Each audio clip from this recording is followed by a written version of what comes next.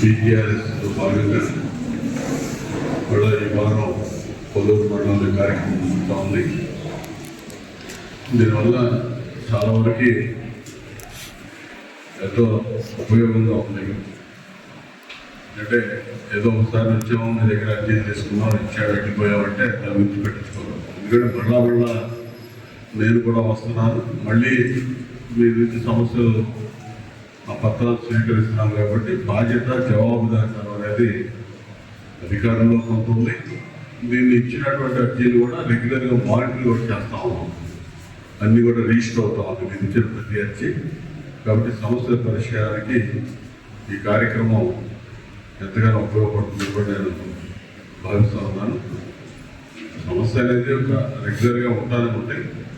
వచ్చిన సమస్యలు ఎప్పటికప్పుడు పరిష్కరించుకుంటూ ముందుకు పోవడం ప్రభుత్వం యొక్క విధి. కాబట్టి మీరందరూ కూడా ఈ కార్యక్రమాన్ని సద్వినియోగం చేసుకోండి. మీ స్థానికంగా ఉండేటువంటి సమస్యల పరిష్కారానికి సాధ్యమైనంత వరకు ఈ వేదికని వినియోగించుకోవాలని చెప్పి తెలియజేస్తూ, మీరు సమస్యలతో వచ్చినట్టు ఒక్కొక్కరుగా రమ్మని చెప్పి ఆహ్వానిస్తూ మిమ్మల్ని పిలుస్తూ ఉన్నాం. రండి. సర్టిఫికేట్ వచ్చింది కానీ ఎఫ్ఐఆర్ ఆ రోజున మీరు పోలీసు కేసు ఫైల్ చేయించు.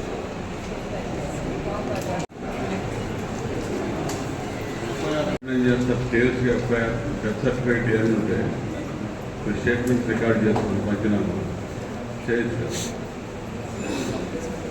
అప్పుడు చేసుకోవాలి తెలియక కేసు పెట్టాలి. ఉన్నది సార్ దాంట్లో సర్టిఫికేట్ మామ కార్డు సర్టిఫికేట్ ఉంది సార్. చెప్పండి, విషయం చెప్పు.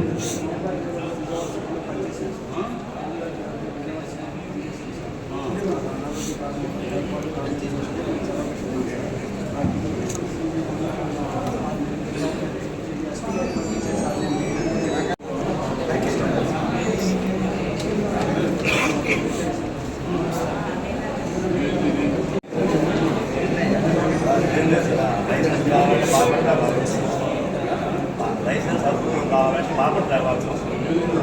డ్రైవింగ్ లైసెన్స్ ఎవరికి కావాలి? 2 years కానీ 4 years జనాలు ఉంది కదండి. సార్ 60 కిలోమీటర్లు బాపట్ జనాలు 10 కిలోమీటర్లు ఆన్లైనే కదా పర్మిషన్ ఉన్నట్టు గవర్నమెంట్ ఇవ్వచ్చు కదా. ఆన్లైన్ జిల్లా మార్పు ఇదే కదండి. ఇద్దరు రేపకుండా ఉండేది ఇప్పుడు కూడా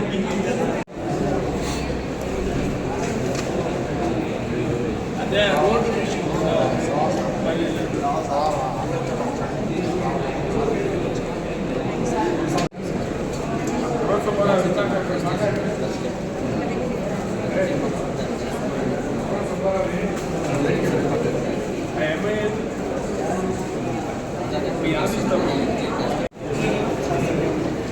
సిపిఎం నాయకుడు అంటే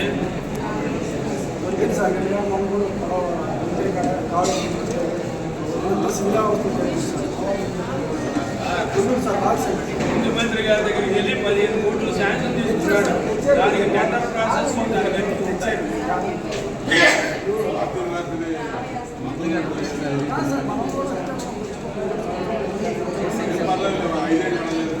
సార్.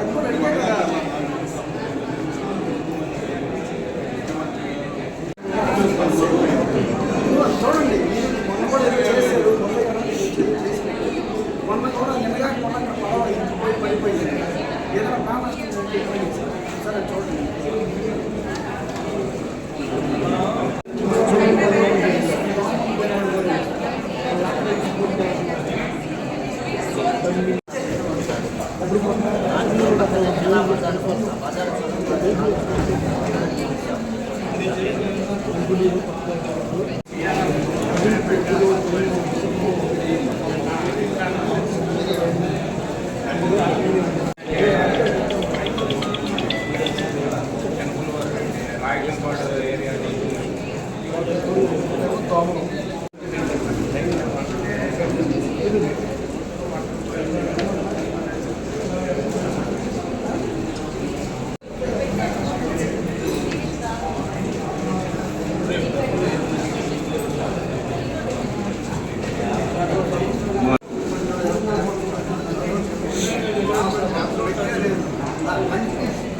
అభ్యర్థి ఎట్టుకోడు మరి కొంచెం 20